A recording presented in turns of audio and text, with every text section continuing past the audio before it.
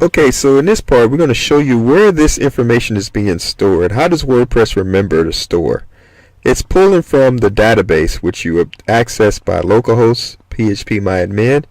It pulls up the database. You can also type localhost and just click on phpMyAdmin, and that takes you to the database. That's how you get there.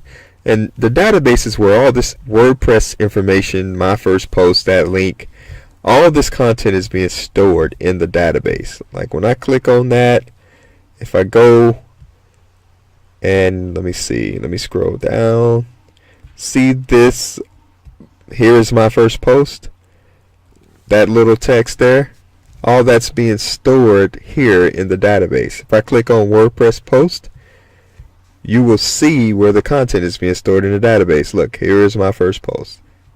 When you click on the link and you see it even there, you see my first post, and we scroll down, you see that content. Here is my first post. Alright, and you can see my first post. That's in the database, and lo and behold, there it goes, my first post. There it goes. So that's where this information is being stored, in the database. Just keep that in mind.